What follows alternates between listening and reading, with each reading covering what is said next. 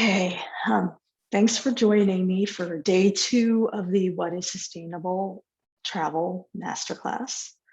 My name is Karen Connolly, and I'm the owner and creator of Balanced Explorations. It's a luxury sustainable travel business. And I'm offering some things that are educational, and I also offer travel design, travel itineraries, and booking and customization for private clients. So today, I'm going to pick up where I left off yesterday, where I was just getting started was with a group called the futureoftourism.org. That's where you can find them.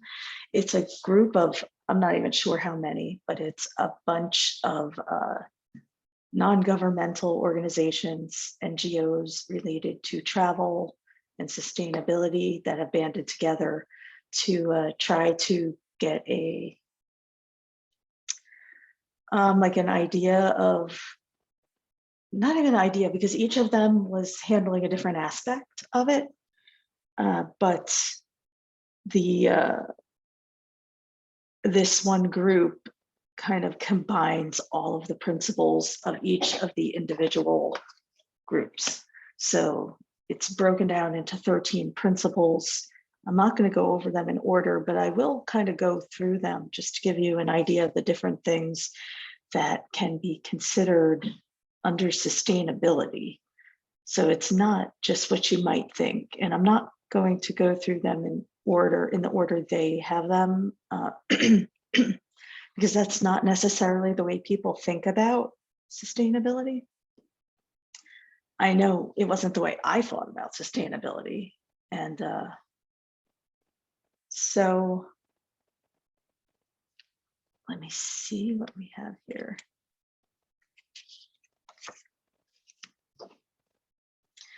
So the one that you'd probably be most likely to think about when you hear sustainability is climate impacts. So this is the one you think of when you hear sustainability. You know, how can we mitigate the impacts? How can we stop it from happening? But I think we need to take it from a different viewpoint, because we can't necessarily stop climate change. We might be able to prevent it from getting worse. Hi, how are you? So one of the important things is they do is invest in green infrastructure. So that could be a city doing that, or it could be an individual resort property. Sometimes they find ways to make it as green as possible. I don't know if any of you have ever stayed at Omega Institute in Rhinebeck, New York. They offer some like spiritual retreats. So they have their own system. They have their own septic system that's like a digester. It's like this whole area, and they give you tours of it. And it's really awesome. So if you really look, you can find what will make you feel good about not hurting the environment by traveling. You can they can also reduce greenhouse gas emissions. So sometimes they do that by putting solar panels on the roof, or and then if it's electrical, if they make all the systems electrical and they're in a like near the equator, for example, and they get a lot of sun, they could actually be giving more, energy to the grid. Or if they're off grid, then and provide all of their own systems, then that's actually also very good for sustainability as well. Another thing that we would think about is transportation emissions. I mean, yes, most people have to take a plane to get anywhere. Yeah, it's worth looking into. they just opened up. They were closed for a whole year, but I've taken a course or two there in Omega. That's what I'm talking about for those listening later. So most people have to take a plane to get to places farther away. You can take a car, but if your car is not efficient and you know, gas guzzler, is that any better? So you also have to consider your, as I said yesterday, your personal impact in addition to the impact of the companies you're using when you travel. One way to offset, if you're traveling halfway across the world, obviously the emissions will be greater than if you're, you know, driving a few hours. So there are carbon offset programs. But when, as I spoke about yesterday, some companies use these carbon offset programs to greenwash, so they're not really reducing their usage or anything. So you're really looking for not just carbon offset programs, but also them actually, you know, making strides to reduce their own usage in the business. Another thing under mitigating climate impacts is building resilience in. As we've heard from New Orleans, they probably won't have power, some of them, for maybe 3 weeks or a month, which is pretty bad. So that it doesn't sound like that city as a whole is very resilient. So if you're going to say a property like a hotel, do they have something built in? Do they have their own generators? Do they have, you know, they have things that they can do on their own? Can also measure the carbon footprint of their operations. That is really what that voluntary carbon markets initiative I was mentioning deals with, because if they don't measure it, then how do they know if they're offsetting it? And this is mostly from huge corporations and that have a really big carbon footprint. But I do recall about, it's like 10 years now, when I was working in industrial water systems, and I saw, you know, personally from a tour of a facility, like how they really set up their machinery to not, you know, waste anything. Like they reuse their water, and that's been happening for a while. So if energy grid type businesses can do that, then so can smaller, you know, more, you know, resort types, you know, something that's like a small, relatively small business. It might not be small in terms of, you know, you have a storefront, but there are ways to reuse, you know, reuse your water, have different kind of septic systems. So reducing reliance on fossil fuels, that could be a little difficult and expensive depending on the situation. If it's a smaller property and they don't have many, you know, visitors, or if they haven't for a while and they're just getting restarted, it does take funds to put in the energy efficiency upgrades. A lot of the things are, you know, rebates to do it, but you still have to have the funds up front to install these things. And when it's a bigger, you know, place like a hotel or resort, they use a lot more energy. They use, you know, more water. So it'll take a little bit more thought for them to begin to reduce it, but better to start, even if it's just a small change, than to not do anything about that. Climate awareness is the next thing. Like, do you think about this? Like, be honest with yourself. And, you don't have to tell anyone, but do you consider climate at all when you're traveling? I haven't in the past specifically looked for, hotels that have any, special sustainability aspects, but and I think some of the destinations are now starting to bring climate awareness into the equation. Hawaii with their Malama, I think that's how you say it, Malama program, with the voluntourism and helping the actual people, the locals who live there. And clean energy innovation, that kind of blends in with the reducing reliance on fossil fuels. It might have a higher, startup cost, but, do it a little bit at a time and look for, companies that are doing that. And the next one, which is their first one, was the effect on the destination. So, take a look at it. Who is making the decisions? Is it the business? Is it a big business that's not, based in that destination? Does the community have any input into how tourism is handled? Is it harming nature? Is anyone actually looking at that culture? Is it destroying the culture? Is it helping to keep it alive?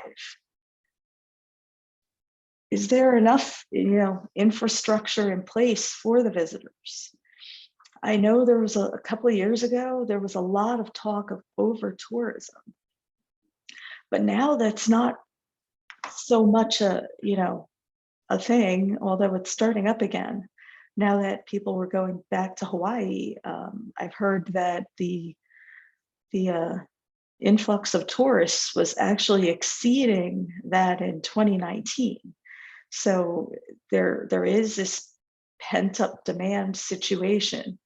If people are finally, free to travel, then they're not going to wait, because who knows, when they'll get a chance again. And that puts a really big, problem, for the infrastructure if there's not enough in place. I mean, not even just, thinking about, will you be able to get a, reservation at a restaurant? Because there have been problems with that. There are people, less people, staffing the places. So a lot of it, even if it's not a limited occupancy or limited seating, a lot of it is they just don't have enough employees to handle the people who are coming in. So that's something you want to think about when planning your trip. Do you care about that? Maybe you don't. Maybe you don't care if you have to wait 6 weeks to travel, because that's the quickest you'll be able to actually have reservations at the restaurants you want. And then another consideration is where the money goes. Does it stay in the local area? So what you're going to notice is a lot of these things that they break out into different principles, they really overlap. There's the same questions are asked in the different principles. So the next one I'm going to talk about is kind of related to that one, and it's related to luxury too. It's quality over quantity. So do you want quantity of tourists, or do you want tourists to come who are going to be quality tourists and actually take care of the destination or the resort? I mean, I'm sure they don't want people who are going to come in and destroy the area, destroy the ambiance. Are there too many visitors? Are they trying to pack them in? Are they not even thinking about it and just saying, oh, wow, we need the money in our economy, so let's just accept everyone who comes in and let's keep advertising for more visitors?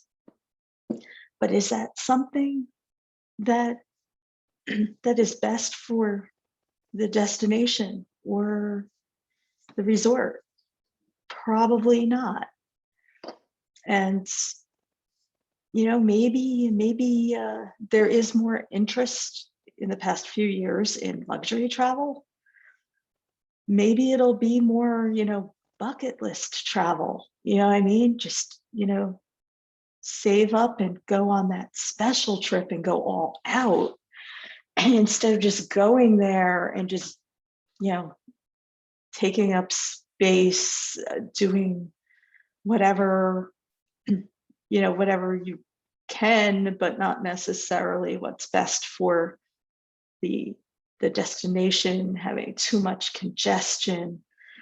So some solutions that I'd say a river cruise line that I'm aware of, they started not going to the major ports. This was even like a year or two ago, maybe 3. Maybe they started thinking about how they could be more sustainable, and they decided to go to these like neighboring cities that had a port but aren't maybe the main city that all of the other tour operators stop at.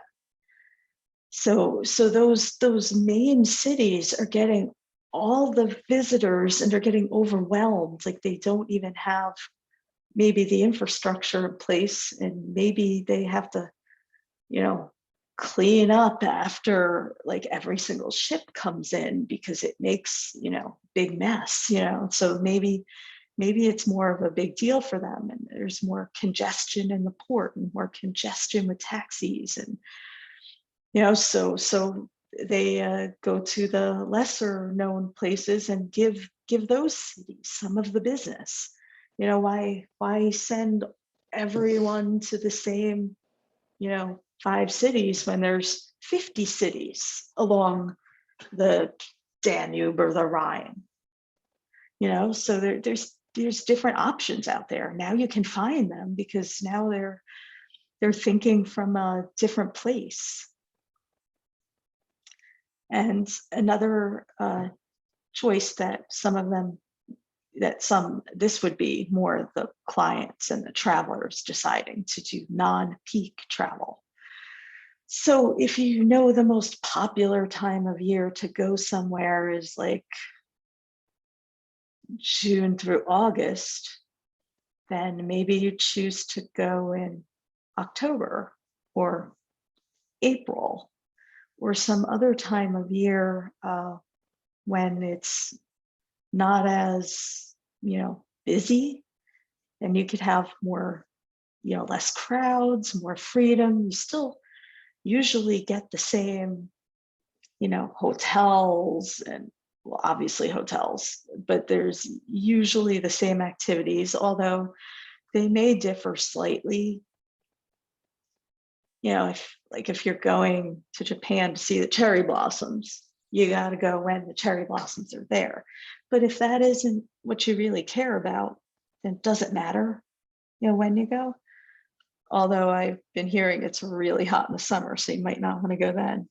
I went personally in the second half of January a few years ago, and it was really awesome. Started in Tokyo and ended in Kyoto, but it was like in the 50s during the day and in the 30s at night. So it just got cool at night, but it was actually nice out during the day, and didn't really need like a thick winter coat or anything. I was able to see very interesting. Some of them might have been small, like cherry trees, I don't know, but there were some trees due to that forced, warm and cool, every day and every night. Some of the trees had blooms on them in January. That's an awesome thing. I've never seen that, where I've lived. So it was nice to experience that. And then on the last day when I took some local transportation into the mountains, I was able to actually see some, snow and ice and just a little bit. So I wore hiking boots, but it wasn't. It was kind of amazing to have like spring and winter, in the same trip at the same location. Whereas if you're going in July, you're not going to experience that.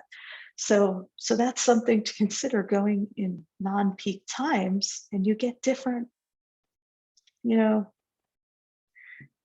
you get different experiences. So if you're really tied to having the experience of seeing the whales go by in Hawaii, like Maui or whatever island you choose, I think that's the one a lot of people go to. But then you're going to probably want to go there around, I think they come through in January. So if you go any other time, I think there's like a 1 month span. If you go any other time, you're going to miss out. So it's a lot of it is taking the time to be aware and consider what is important to you in the travel, in that trip. What is your purpose? Is it to just relax and go somewhere that's totally different from your everyday life? Then maybe that won't matter so much. But if it's something like, I've always wanted to see the cherry blossoms, I've always wanted to see the whales, then you have to, take that into consideration. And you might actually be going when place is more congested. So then you might consider some other ways to reduce the footprint. See? Which leads us into protecting the sense of place. So that's the feeling you get. Can you tell where you are? There are so many places. I still remember the first time I think we were in a bus on a trip. And Rome was the last destination.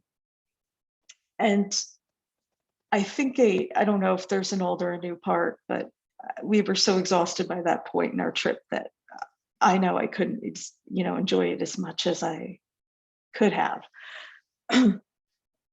But I remember my first impression was thinking that it looked like, just a small city that could be anywhere. Like I'm originally from New Jersey, so I was thinking, that looks like New Brunswick, New Jersey, just like a plain old city anywhere. Maybe it was just a small area, but it just had the energy of just like this random small city that could be anywhere. But the important, what is distinctive about it? Yes, there is the Fountain of Trevi and those other places. The Colosseum, like it's right there. It's so big you just can't, deny it. So, if you're really into, the cultural destination things, you might focus your trip on that.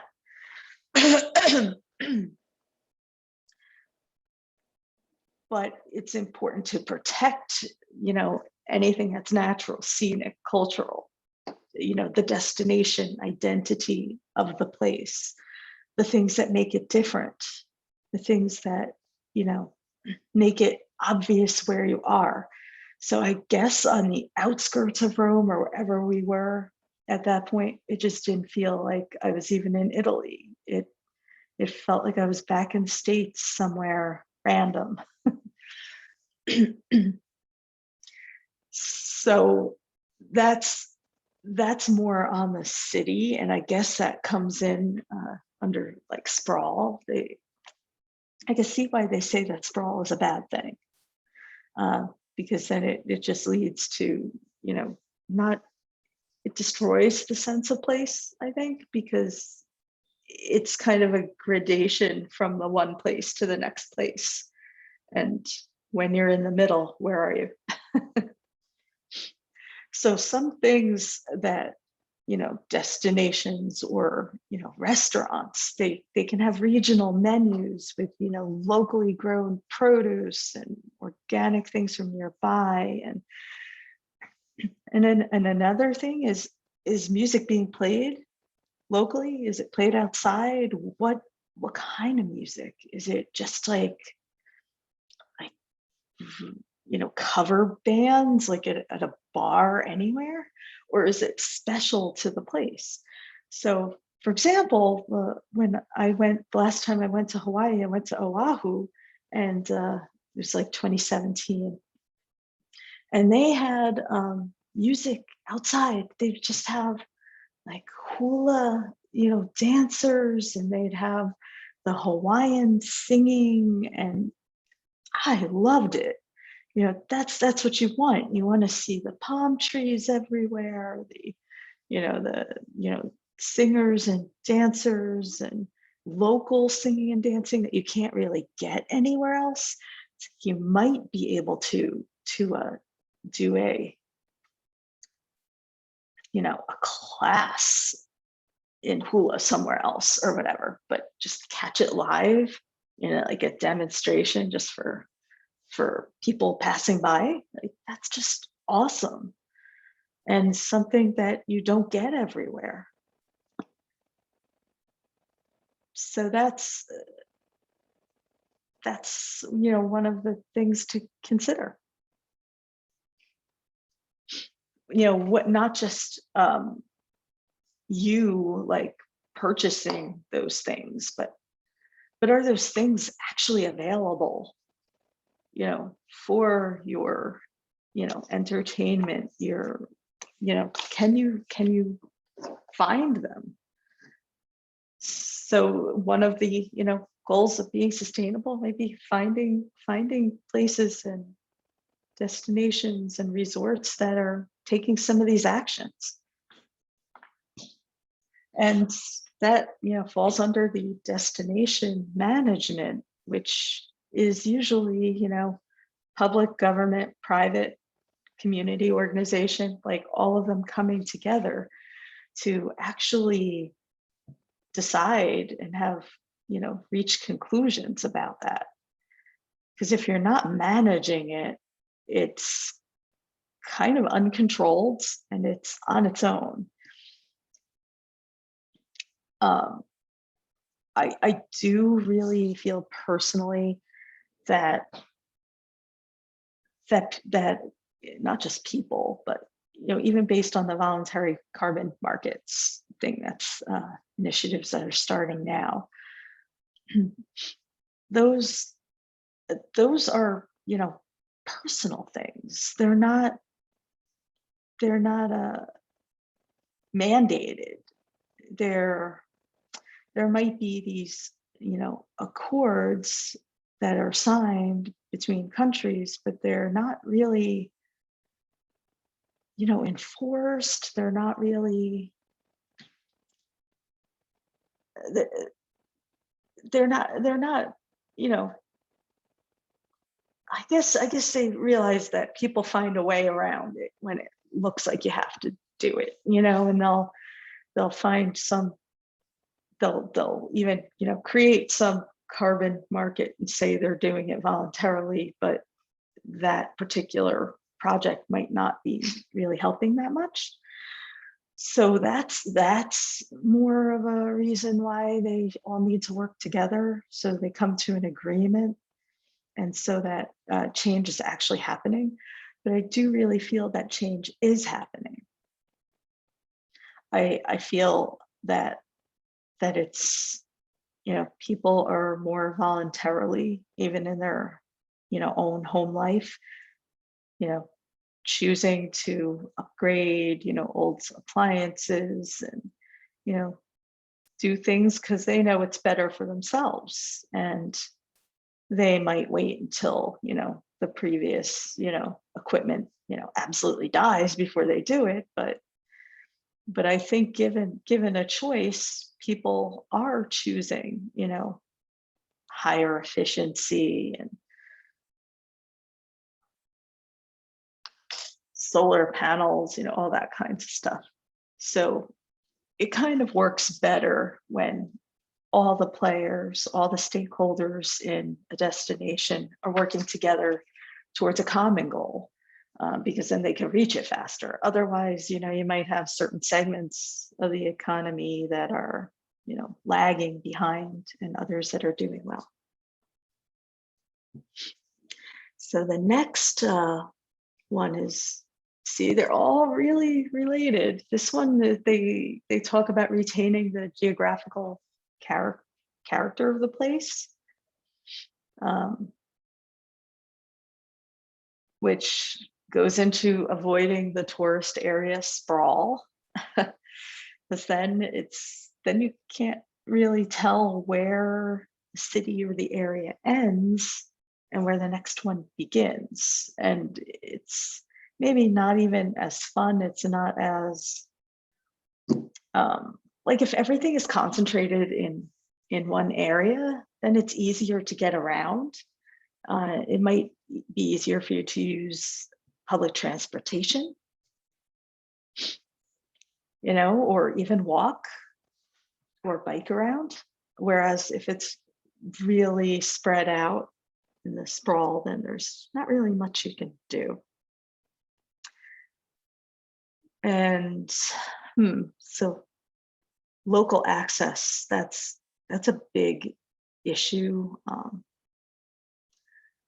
I'm just mentioning Hawaii here because I've had, specific, I've been keeping up on Hawaii. I haven't been keeping up on every single place because I'm just one human being and I only have so much time.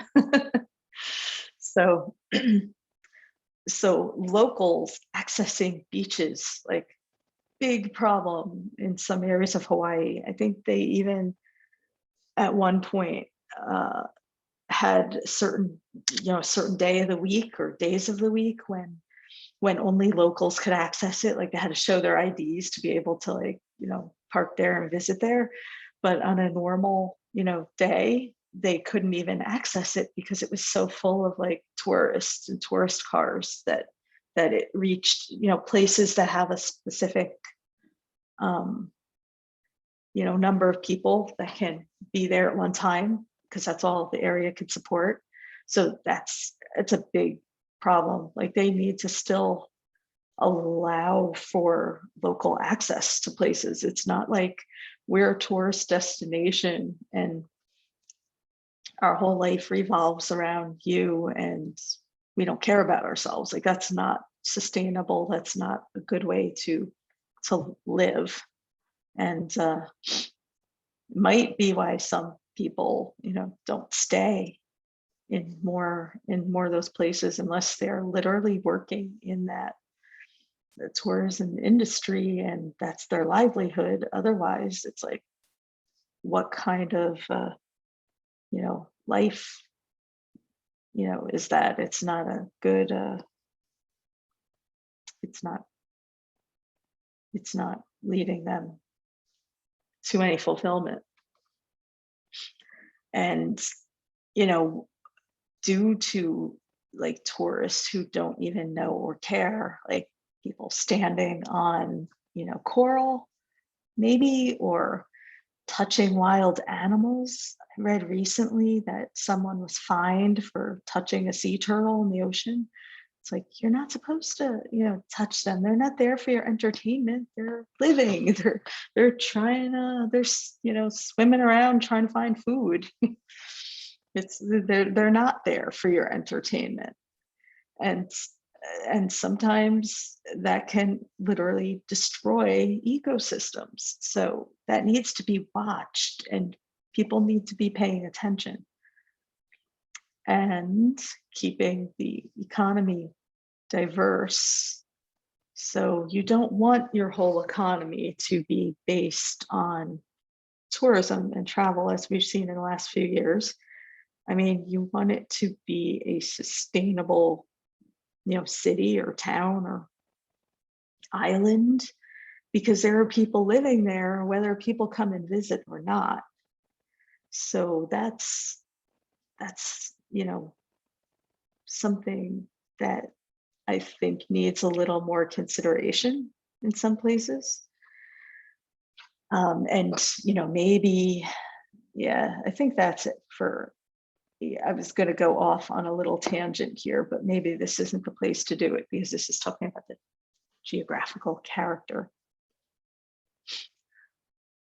They also should take, qualitative research into consideration, which is, talking to people about their lived experience, the people who live there, the community, take their interests into consideration. Don't just take economic interests into consideration, because likely the local community might not be benefiting from it. They only see the bad parts of it, the dirt, the grime. It starts to not be a great place to live, even though it's a good place to visit. So it's really important to consider the community and where they're going. Okay, so reducing the burden of tourism on the destination. So when you have a management plan in place, I mean, I don't know about other, countries and islands. I would think it definitely makes sense for them to have, a destination management plan in place, especially relating to sustainability. Otherwise, you can't measure anything. I mean, yes, you can measure things on a business level, on a individual home level, or on a personal level, but how will you be able to tell how the city, island, town is doing as a whole? You want to make sure when you're creating these plans or looking for a place to see if they have a plan in place, that their goal is to have net positive impacts on the destination, not have it be a burden to the town. As I've said previously, protect the fragile ecosystems, but there should also be a plan in place to address any negative impacts that arise. The thing is, some negative impacts are foreseeable, which is why I think they're talking about, carbon offsets for travelers. If you are a traveler and you're traveling 1,000 miles by plane, and the particular organization offering the carbon offset says, okay, give me $40 for my program, we'll plant some mangrove trees, and that will overcome, I don't even know if that's supposed to be a positive impact. I mean, you should probably pay a little more, but that is to offset, to me, sounds like breaking even. You're using this, so you're replacing it, you're sequestering that same amount of carbon being burned by your plane ride to put it, in the ground on the other side of the world. So it's keeping in mind that some of the things that travelers do that are sustainable might not be reducing the burden of tourism on the particular place they're visiting. So that's more of a personal thing. As far as a destination that would probably involve many many meetings and discussions with various people, and not an easy answer to address them, because there are some unforeseeable negative impacts. So, like, perhaps, if they have the ability to do more in one sector sustainably than in some other way, that could help towards net positive impacts. So that's something to consider. I think there's going to be more about, let me see.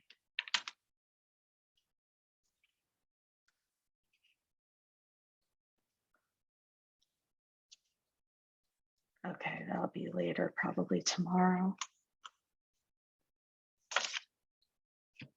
So let me see the time. Okay. So the next aspect is, to the economic success, but not just the way we've been, viewing it as always going up. It's more of redefining what that means, which goes back to actually, taking time to consider it. It's important, for this, cities, the destinations, to encourage small business development and local sustainable supply chains. If they have to, order something from 5 or 10,000 miles away, how sustainable is that? You're in reliance on so many other things working, and if one little thing doesn't work in the supply chain, then it's just like a complete failure, and it's not sustainable, it's not local.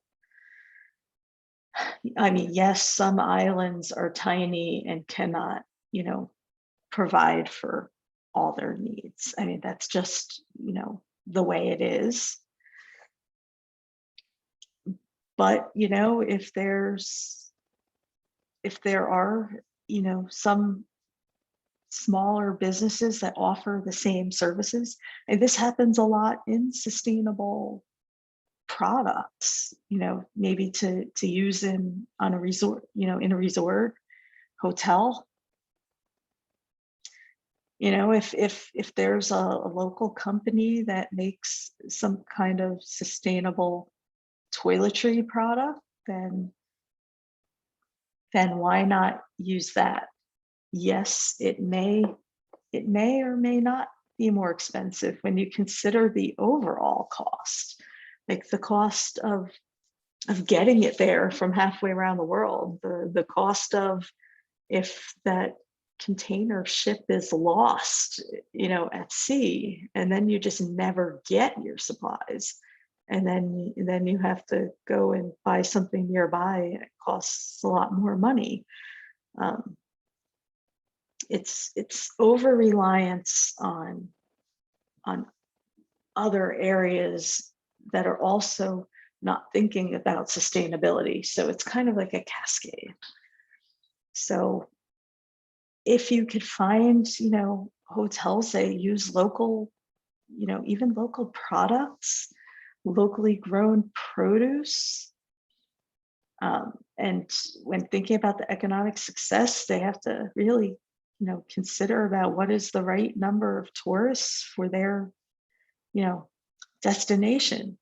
Maybe, maybe turn off the ads when you see that, the travel is getting, a little too congested in your area, instead of just having them constantly going, which is kind of out of lack and fear that you won't get more travelers later. But that's not the case, especially with destinations. If people want to go to a destination, they want to go there. You know, they're not gonna not want to go there because you didn't have an ad about it. So, I mean, that is definitely something they can do. And I don't know about you, but how many people choose the destination they want to go to just based on an ad? I mean, I know I don't. I usually have an idea. I mean, I might see a picture in a magazine or something, or watch some show and it might spark interest. But in general, I kind of have an idea of where I want to go, usually. Sometimes even what I want to do. But that's part of the fun for me, is researching the activities. So, you know, try to find places when you're traveling that encourage, you know, local businesses. You know, hire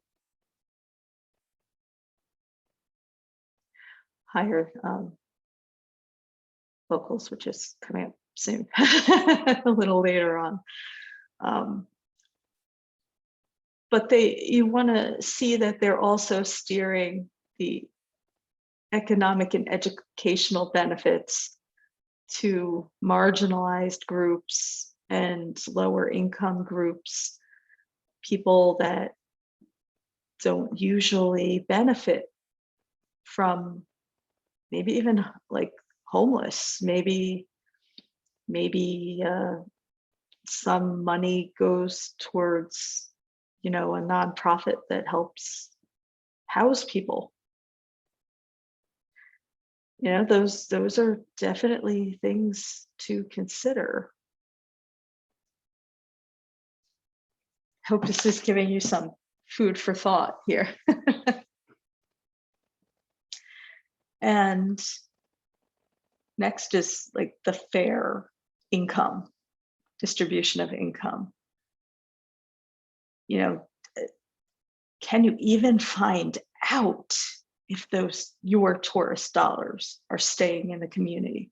Is that information even available? Like that's I don't even know if that's something. It would probably be very difficult to find that information. But that, how else do you know if it's helping anyone, or if it's, you know, they're just shipping people in from somewhere else to work there? Hire local. If do they have local people working at the resort or the hotel or the restaurant? Are local people willing to work there? You know, just because you don't see local people there, it doesn't mean that they wouldn't hire them. There might be some reason, you know, behind that. So it's just good to open your mind to these other considerations, instead of just staying, you know, stuck with blinders on and only seeing what's in front of you. Like, at least try to think of what impacts are happening and have the intention to do personal activities and use your money to stand for those, you know, personal beliefs to help the local economy. Do they sell like local goods from local craftspeople in their gift shop? Do they buy from local producers? Do you ever see in those organizations, in those hotels, like, do locals advance to higher level positions? Or do they hire outside of the area and bring people in? And if they do that, why? Is it, you know, not a good place to work? So it's not just about, you know, income. You know, maybe they don't want to work there because it's not a good place for them and they know that.